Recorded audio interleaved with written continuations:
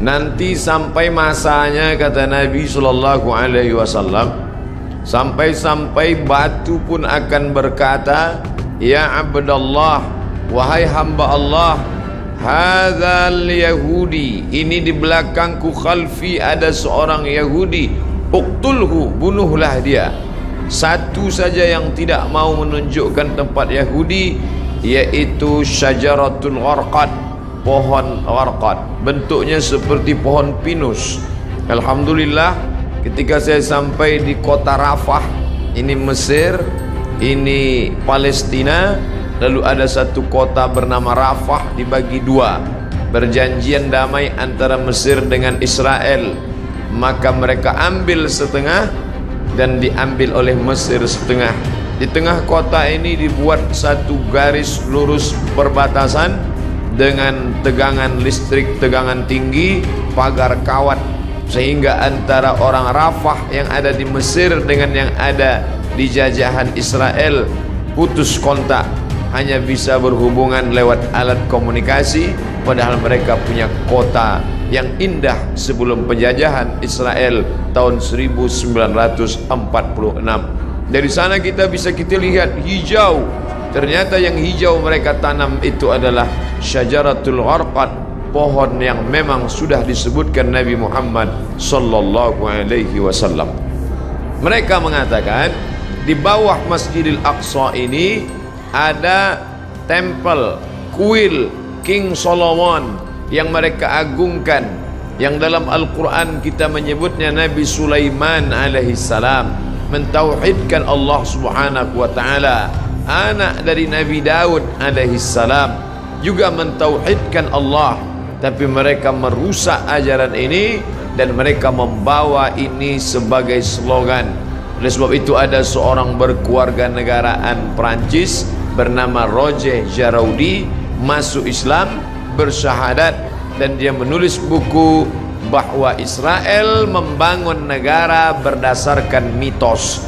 Maka pemerintah menangkap Roger Jaraudi, dipenjarakan, tapi dia puas karena dia sudah mengungkap bagaimana kebatilan Israel.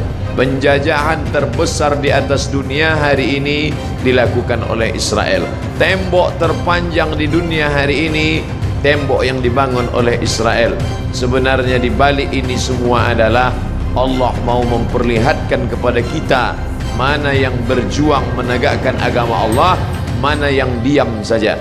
Bagi Bapak Ibu warga Jakarta yang mampu untuk berjihad, tapi tentu bukan jihad fisik, karena Israel lebih kuat daripada kita. Saya tidak ingin selesai saya tausiah khutbah tadi oleh kiai kita berapi-api, ditambah lagi ceramah Ustaz Somad, lalu selesai ini bapak-bapak mohon izin ke keluarga semuanya pergi ke Israel.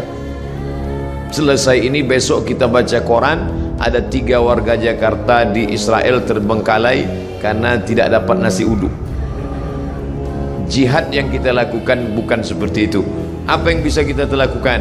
Man jahaza ghazian faqad ghaza. Siapa yang sanggup mempersiapkan hartanya, ada namanya Syam Organizer, ada namanya Sahabat Al-Aqsa, cari nomor rekeningnya, kirimkan. Ada salah satu artis kita yang berangkat ke sana langsung. Mungkin dia punya finansial biaya yang luar biasa, badannya sehat, uangnya banyak, dia pergi ke sana untuk melihat langsung.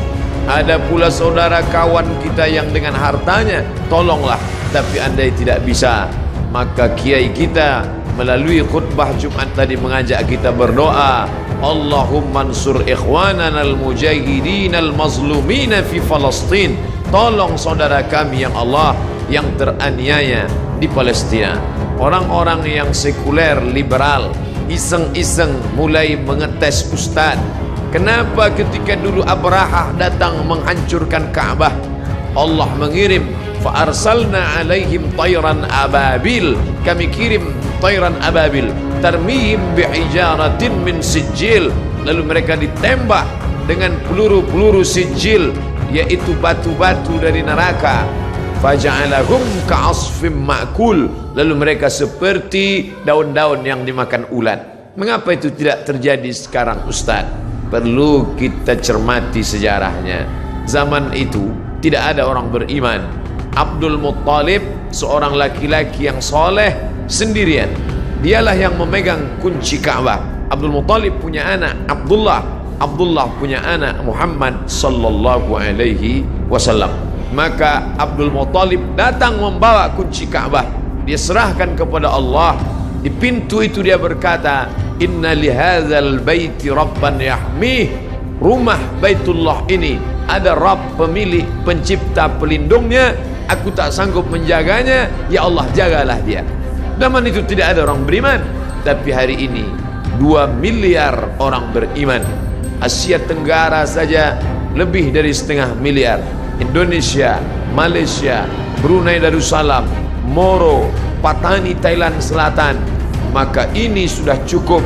Belum lagi dari daratan India, Pakistan, Bangladesh, Myanmar, lalu kemudian 22 negara Arab yang terpecah dari mulai Yaman sampai ke Maghribi Maroko di Afrika Utara. Umat Islam yang tersebar di Eropa, imigran dari Jerman yang sudah ada di Jerman, imigran dari Turki hampir lebih 2 juta orang. Umat Islam tersebar banyak. Ini adalah tantangan bagi umat Islam, bagaimana menolong Masjidil Aqsa yang menjadi kiblat Nabi menghadap ke Masjidil Aqsa 18 bulan lamanya, 18 bulan 17 menghadap ke arah Masjidil Aqsa sampai akhirnya turun ayat fawalli wajhaka syatral Masjidil Haram, hadapkan wajahmu ke arah Masjidil Haram. Bapak Ibu yang dimuliakan Allah, hadirin hadirat yang mendengarkan langsung maupun tidak langsung tausiah singkat ini semua menjadi teguran bagi kita. Pulang dari sholat Jumat masih bisa makan kenyang dengan anak sambil tertenyum tertawa. Betapa saudara kita di sana. Saya pernah satu asrama dengan orang Palestina. Saya tanya langsung, bagaimana keadaan keluargamu di sana? Apa kata dia? Satu asrama dengan saya ketika sama-sama kuliah, Abdul Somad. Seandainya mereka bunuh kami, sudah lama kami mati. Tapi mereka tidak ingin kami mati. Mereka datang ke rumah kami, mereka pecahkan tempat air, mereka buat kami kehausan setengah mati. Mereka ambil dengan senjata laras panjangnya, mereka pecahkan tempat-tempat minyak zaitun, karena mereka tahu kami tak dapat hidup tanpa zaitun. Mereka hancurkan sawah, mereka hancurkan sawah gandum, makanan pokok kami. Mereka ingin membuat kami setengah mati, tapi kami tak akan meninggalkan negeri ini sampai satu saja, ish kariman, hidup mulia, Palestina merdeka, au mut syahidan, atau mati sebagai orang yang syahid. Maka ada sesuatu yang mengerikan tapi sekaligus membanggakan. Pemerintah asing Amerika, Eropa mengadakan survei apa cita-cita anak Palestina. Di tempat kita cita-cita ingin menjadi dokter, cita-cita ingin menjadi advokat, cita-cita ingin menjadi pengusaha sukses. Tapi cita-cita anak Palestina lebih 90% cita-citanya ingin menjadi seorang yang mati syahid. Maka apapun profesinya, ish kariman, kalau kau hidup, hiduplah mulia, au mut syahidan, kalau mati maka mati syahid. Maka pemerintah Mesir lewat masyarakat muslimnya membuat slogan mempertahankan makanan produk Islam, tidak membeli produk-produk dari Israel yang sekian persennya dibelikan untuk peluru membunuh saudara-saudara kita. Uangnya uang kita, kita yang memakai, dari deterjen sampai sikat gigi, sampai tekstil, sampai alas kaki. Produk Amerika dan Eropa bekerja sama dengan lembaga Israel untuk membantai saudara-saudara kita. Alhamdulillah, di negeri yang kita cintai, Republik Indonesia, kita digalakkan untuk memakai produk sendiri, negeri asli sendiri, tidak ada kaitan dengan impor dan Israel. Maka kembalilah kepada produk-produk kita, karena sedikit banyak kita sudah menyumbang membeli peluru untuk menyobek jantung saudara kita. Ini bukan masalah nasionalisme. Orang yang berkata tidak ada hubungan kita dengan Palestina, itu murni hubungan konflik antara Palestina dengan Israel, maka dia tidak mengerti ajaran Islam. Kita baca Al-Quran, Subhanalladzi asra bi'abdihi laylan minal masjidil haram ilal Masjidil Aqsa. Kalau orang mengatakan itu Palestina tidak ada hubungan agama, maka Masjidil Aqsa terletak di Palestina. Kita beriman kepada Isa alaihissalam bukan sebagai anak Tuhan, tapi sebagai Rasul utusan Allah. Isa lahir di Palestina, besar di Palestina, diangkat dari Palestina. Kita beriman kepada Musa alaihissalam, ditulis namanya dalam Al-Quran. Musa lahir di Mesir dan berhijrah ke Palestina. Namanya 4 kali kita sebut. Kama sallaita ala Ibrahim wa ala ali Ibrahim, kama barakta ala Ibrahim wa ala ali Ibrahim. Ibrahim lahir dan besar di Babilonia, Irak, tapi kemudian dia hijrah ke Palestina. Nabi Ishak di Palestina, Nabi Ismail di Palestina, hijrah ke Makkah Al-Mukarramah. Nabi Musa hijrah ke Palestina. Nabi Isa lahir besar di Palestina. Dan Muhammad sallallahu alaihi wasallam Isra Mi'raj ke Palestina, barulah naik ke Sidratul Muntaha. Maka hubungan kita bukan sebagai hubungan kemanusiaan, tapi hubungan yang lebih kuat. Asyhadu an la ilaha illallah wa asyhadu anna Muhammadan Rasulullah. Andai kau bukan seorang muslim, andai tak percaya kepada Muhammad untuk menyaksikan kebiadaban Israel, cukuplah sebagai manusia, tak perlu menjadi seorang muslim untuk kasihan kepada Palestina. Tidak perlu menjadi seorang mukmin untuk peduli kepada Palestina.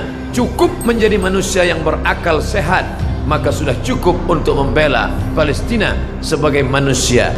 Oleh sebab itu sekarang bergejolak orang-orang Eropa yang tidak bertuhan, ateis, tak percaya kepada Tuhan, tapi tetap membawa bendera Palestina. Maka aneh bin ajaib kalau ada orang Islam yang setiap hari berkata asyhadu an la ilaha illallah wa asyhadu anna Muhammadar Rasulullah, tapi tak tergerak hatinya melihat apa yang diderita oleh Palestina. Dulu kita tidak bisa melihatnya, tapi sekarang nyata. Twitter, BBM, WhatsApp, Instagram, sahabat-sahabat kita berkirim tentang video. Sampai hari ini saya tidak sampai hati untuk melihat penyiksaan tentara Israel terhadap anak-anak Palestina yang tak berdosa. 14 abad yang lalu Nabi kita berpesan, kalau kalian berperang, satajiduna rijalan fis sawami, kalau ketemu pendeta-pendeta di gereja, la ta'ridu lahum, jangan ganggu pendeta. La taqtulu sabiyan murdi'a, jangan bunuh anak kecil. Wala syaikhan faniya, jangan bunuh orang tua renta. La taqiranna sajaratan, jangan potong pokok kayu. Wala nakhlan, jangan potong pohon korma. La tahdimu buyutan, jangan hancurkan rumah. Sebelum kesepakatan Jenewa, aturan perang internasional, PBB, United Nation, Nabi 14 abad yang lalu sudah melarang jangan bunuh anak kecil, perempuan tua, renta, hamil, pendeta. Mereka bukan objek perang. Tapi Israel di tahun 2017, anak-anak tak berdosa mereka pukul berdarah kepalanya. Tak sampai hati kita sampai hari ini melihat itu di video, di HP kita, dikirim sahabat kita lewat Instagram, mereka share lewat Facebook. Ada yang marah, berkecamuk dalam hatinya, tapi kita hanya memanjatkan doa. Ingat, ad-doa silahul mu'min. Anak-anak kita dudukkan sejenak, perhatikan. Mungkin kita perlihatkan di slide TV kita, kita perlihatkan, oh anakku kau sekarang senang, bisa indah makan, jalan-jalan ke mall, bisa menikmati indahnya udara segar. Tapi coba kau lihat saudaramu di Palestina, cara mendidik anak-anak kita bukan sekedar bercerita, tapi melihat gambar yang bisa mencerita beribu kata. Maka pikiran-pikiran negatifnya insya Allah akan hilang. Bapak Ibu yang dimuliakan Allah Subhanahu wa taala, hadirin hadirat balik yang hadir di masjid ini, adapun yang menyaksikan melalui streaming, maka kita berharap kepada Allah bersama orang-orang beriman. Kita berdoa di akhir majlis bisirril Fatihah, bertawassul kepada Rasulullah ala hadhihi niyyah al-Fatihah. A'udzu billahi minasyaitonir rajim. Bismillahirrahmanirrahim. Alhamdulillahi rabbil alamin. Arrahmanir rahim. Maliki yaumiddin. Iyyaka na'budu wa iyyaka nasta'in. Ihdinas siratal mustaqim. Siratal ladzina an'amta 'alaihim ghairil maghdubi 'alaihim waladdallin. Amin. Ya akramal akramin, wahai engkau yang maha mulia. Ya dzal jalali wal ikram, wahai engkau yang maha agung. Allahumma ansur ikhwanana al-mujahidin al-mazlumin fi Palestin. Tolong saudara-saudara kami yang sedang teraniaya di Palestina ya Allah. Allahumma dammir a'da'aka a'da'ad-din, hancurkan musuhmu, musuh kami dan musuh agamamu ya Allah. Allahumma syattit syamlahum, hancurkan barisan mereka, wa farriq jam'ahum, cerai-beraikan barisan mereka, waj'alhum fi nuhurihim, dekatkan mereka kepada kematian mereka. Allahumma anzilir ra'ba fi qulubihim, tanamkan rasa takut, rasa cemas, rasa ngeri ke dalam hati mereka. Wa anzilil malaikatal muqarrabin al mudabbarin, turunkan malaikat-malaikat yang kau atur, ma'ajundin min junudika ya arhamar rahimin, bersama tentara-tentaramu di hadapan pasukan musuhmu ya Allah. Allahumma sabbit qulubana, kokohkan hati kami, ala dinik, dalam agamamu, wa ala ta'atik, dalam ketaatan kepadamu. Allahumma inna na'udzubika min ilmin la yanfa', jauhkan kami dari ilmu yang tak bermanfaat, wa min qalbin la yakhsha', dari hati yang tak khusyuk, wa min nafsin la tashba', dari nafsu yang tak pernah kenyang, wa min du'ain la yusma', dari doa yang tak dikabulkan. Allahumma ansur ikhwanana al-mujahidina fi kulli makan, tolong saudara kami yang teraniaya, yang berjuang.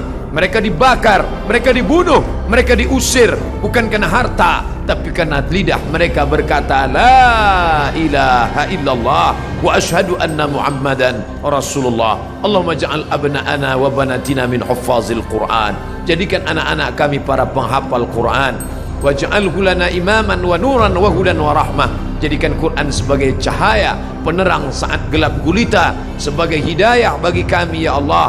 Allahumma hadi qaumana fa innahum la ya'lamun, saudara-saudara kami, sahabat-sahabat kami yang belum peduli, beri mereka hidayah. Mereka berbuat buruk karena mereka tidak tahu ya Allah.